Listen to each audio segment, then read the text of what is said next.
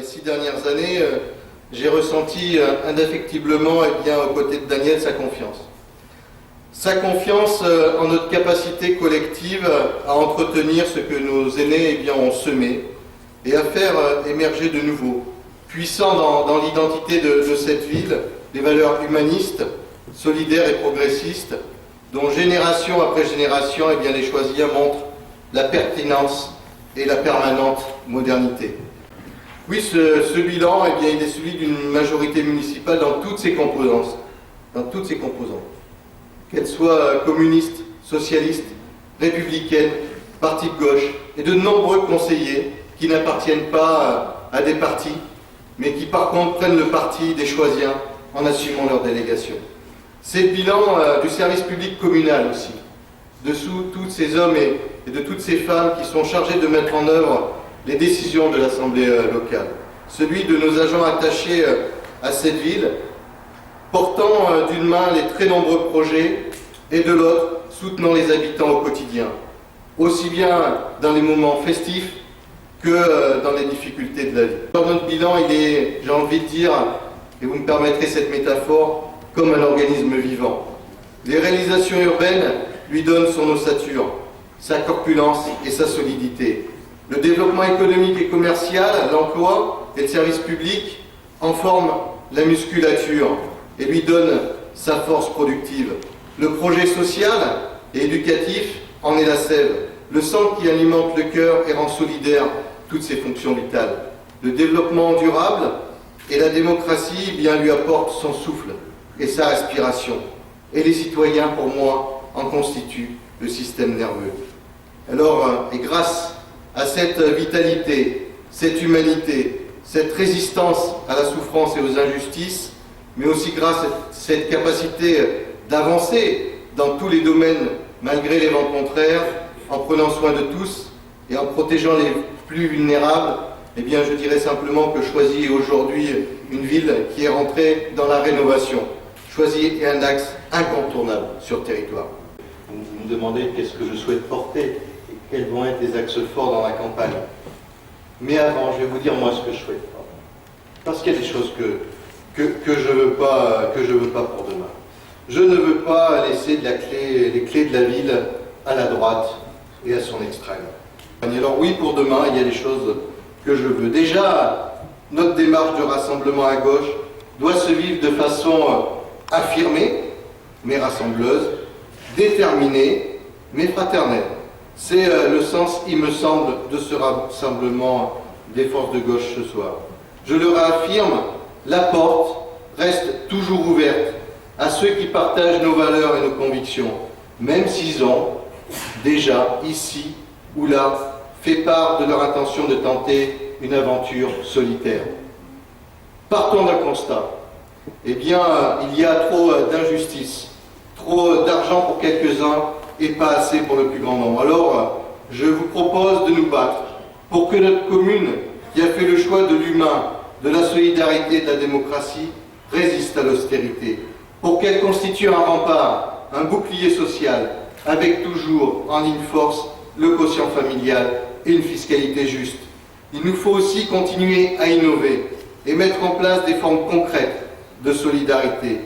Par exemple, notre commune doit combattre les expulsions locatives, les coupures de gaz et d'électricité, soutenir l'ensemble du secteur associatif, développer l'économie sociale et solidaire, les actions pour le bien vivre ensemble.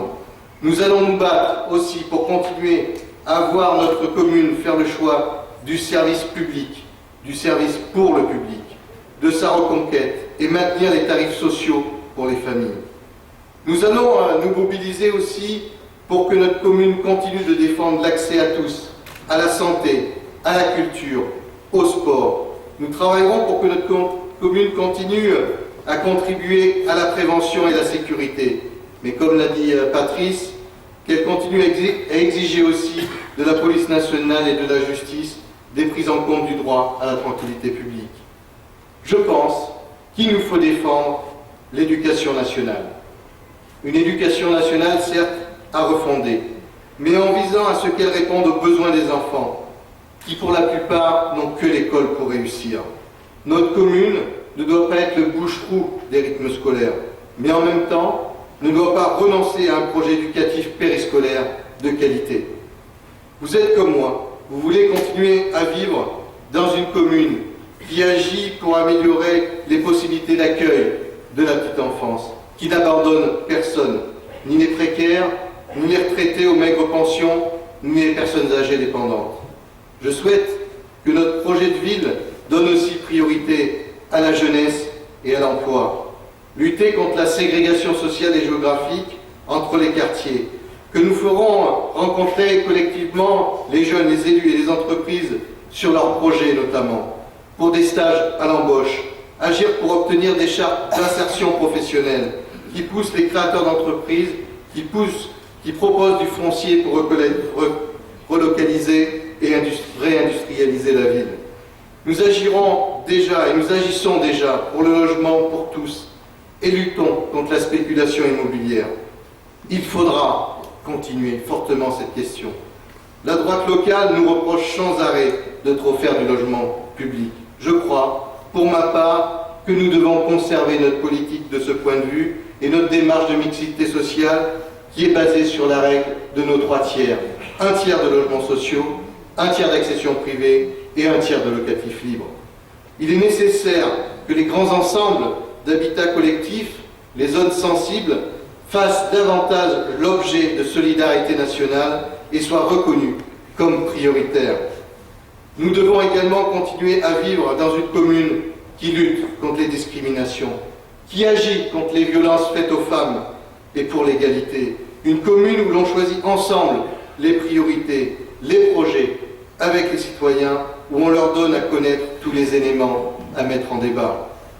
Nous voulons continuer à vivre dans une commune qui ait une conception raisonnée de l'usage des sols, des ressources et du potentiel naturel de la Seine et des espaces verts, et qui continuera de se battre pour obtenir des transports en circulation douce, et je le dis, une nouvelle traversée de Seine au sud de Choisy-le-Roi. Une commune qui porte collectivement son agenda 21 et qui n'oppose pas écologie et réponse aux besoins de tous, mais qui fasse avancer par exemple des systèmes de chauffage collectif pour baisser les charges locatives et la pollution, qui s'implique dans la géothermie comme nous avons déjà commencé, dans les énergies renouvelables, une commune qui soutient le droit de tous à l'énergie. Cette campagne, eh bien, je la conçois pour qu'elle soit celle de tous et de chacun. Tous ceux qui le souhaitent peuvent ici, d'ores et déjà, aller là-bas, à la table, où il y a d'ailleurs tout un petit collectif de jeunes autour de Bruno, pour être acteurs de la campagne. Ce document, ce n'est pas un document comme ça qu'on va mettre dans un tiroir. Il y a 4 grands thèmes d'ateliers. Ces grands thèmes d'ateliers sont déclinés par des axes de réflexion.